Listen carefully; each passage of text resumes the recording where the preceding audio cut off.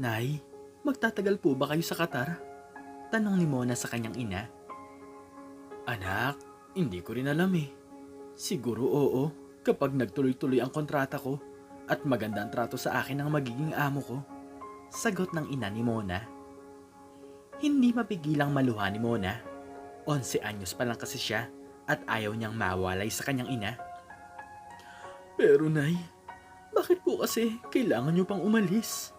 Paano na po ako? Sino na lang po ang mag-aalaga sa akin? Muling tanong ni Mona. Ngumiti sa kanya si Donna at hinawakan ng kanyang mga kamay at hinaplos ito ng marahan. Dito ka muna sa tita Ader mo. Siya muna ang bahala sa'yo. Kailangan ko gawin to para sa'yo anak. Gusto ko bigyan ka ng magandang buhay. Sana maintindihan mo ko. Litan niya nito sa anak. Umalis na nga si Donna papunta sa Qatar. Ilang araw naging malungkot si Mona dahil nangungulila siya sa kanyang ina. Wala naman kasing kapatid o ama si Mona dahil ang tatay daw nito ay iniwan sila para sumama sa ibang babae, kaya bukod tanging nanay niya lang ang bumubuhay sa kanya. Nay, kumusta na po kayo dyan? Mabait po ba ang mga naging amo nyo? Tanong ni Mona habang nagvi-video call sila ni Donna. Ngumiti naman ng malapad si Donna sa kanya. Oo anak, magandang trato nila sa akin dito. Sa katunayan niyan, pati mga inaalagaan kong bata, mabait sa akin. Saad ni Donna. Buti naman po. Hindi po ba kayo nila sinasaktan? Hindi anak. Oo nga pala. Nakuha mo na ba ang perang pinadala ko?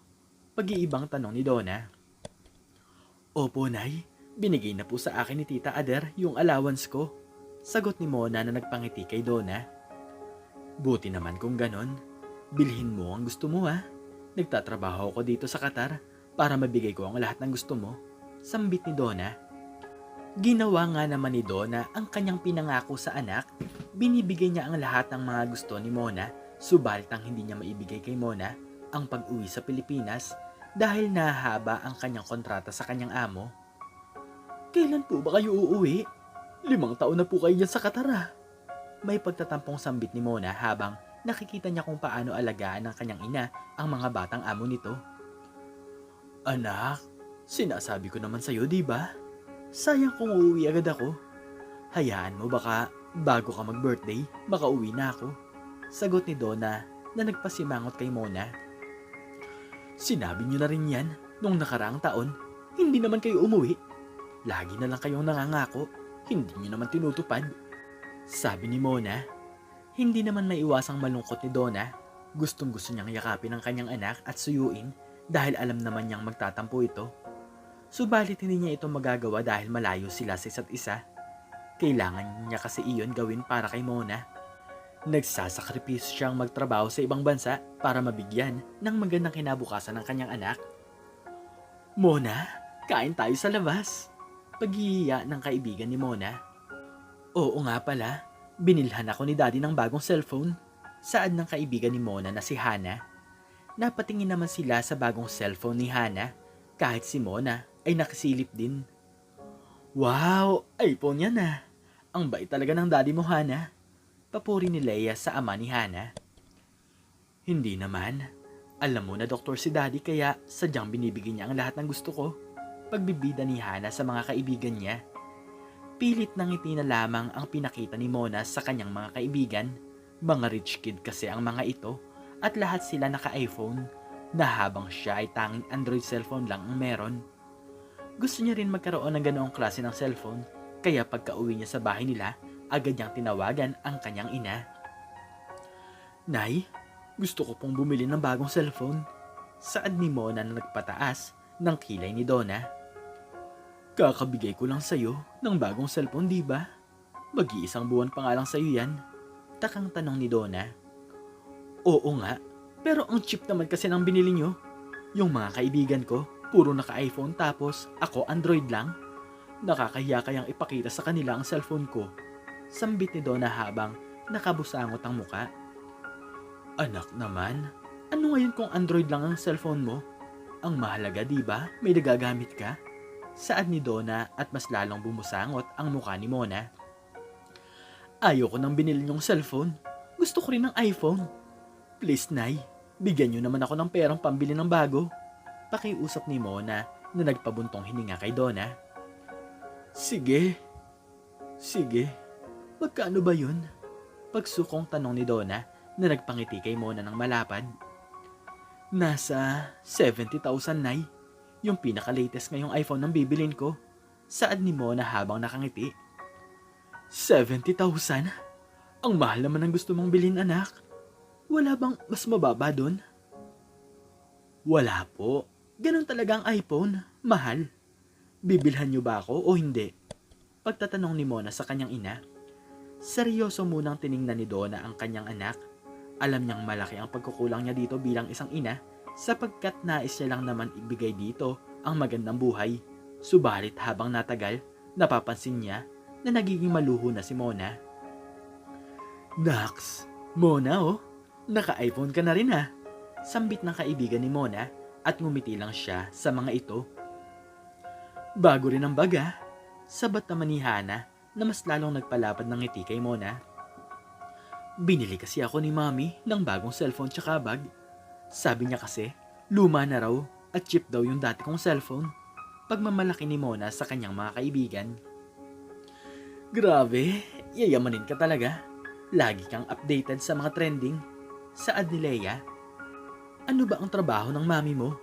Hindi ba sa abroad siya nagtatrabaho? Usisa ni Leia na nagpatigil kay Mona. Alam kasi ni Mona na may matataas na propesyon ang mga magulang ng kanyang mga kaibigan. Hindi niya alam paano niya sasabihin na isang domestic helper lang ang kanyang ina sa Qatar. Matagal na kasi niya itong nililihim sa kanyang mga kaibigan. Nahihiya kasi siyang sabihin kung ano ba talaga ang trabaho ng kanyang ina sa ibang bansa. Ano? Isa siyang fashion designer sa Italy.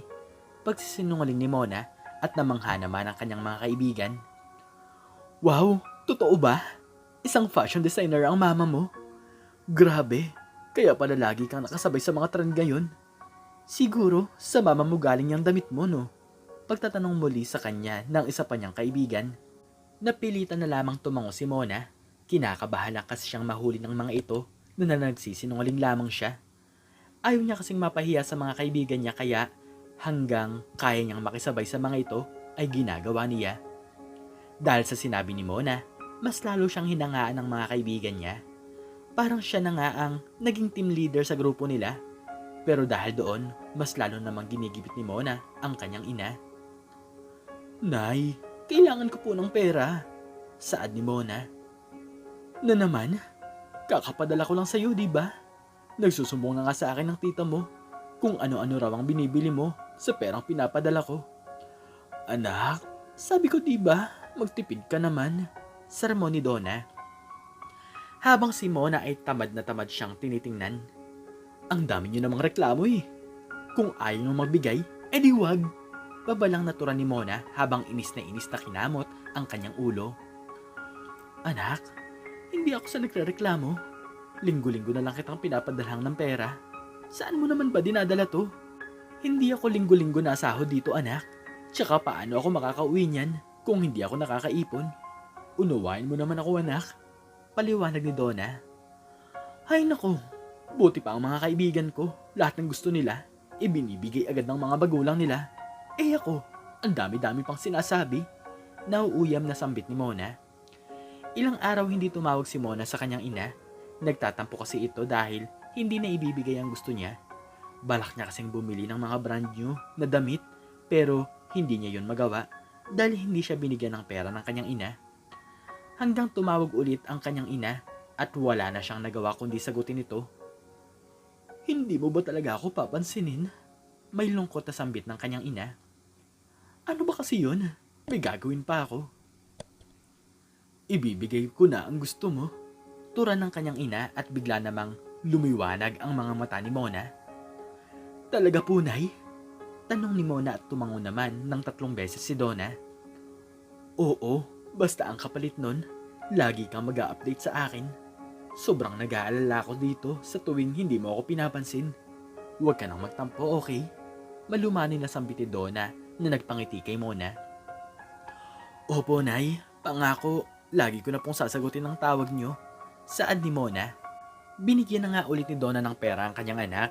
Yun na lang kasi ang kanyang pambawi para kay Mona. Kahit tinipid niya ang kanyang sarili, ayos lang. Ang mahalaga ay sumaya si Mona. Hanggang sa napagdesisyonan na ni Donna na bumalik sa Pilipinas, gusto niya sorpresahin ang kanyang anak, kaya pumunta sa school si Donna upang doon sunduin si Mona. Mona, anak! Masayang tawag ni Donna kay Mona. Agad na lumapit si Donna kay Mona, habang si Mona hindi niya alam ang kanyang gagawin dahil sa gulat na biglang lumitaw ang kanyang ina sa harapan niya. Kasama kasi ni Mona ang kanyang mga kaibigan, kahit ang mga ito ay nagtataka sa papalapit sa kanilang babae. Ang laki-laki mo na, anak. Grabe, ang ganda-ganda pala dito sa school na pinapasukan mo, no? Puro mayayaman pala ang napasok dito. May galak na sambit ni Donna na nagpatigil kay Mona, lalo na nung niyakap siya ng kanyang ina. Kitang-kita ni Mona ang pagtataka sa mga mata ng kanyang mga kaibigan. Siya ba ang mami mo, Mona? May pagtatanong na sambit ni Hana. Kaya napakalas sa yakap si Donna upang harapin ang kaibigan ni Mona. Oo, ako nga. Kayo ba ang mga kaibigan ng anak ko? Matagal ko rin kasing hindi nakasama to eh. Nagtrabaho kasi ako sa Qatar bilang domestic helper. Ngayon lang ako nakabalik ulit.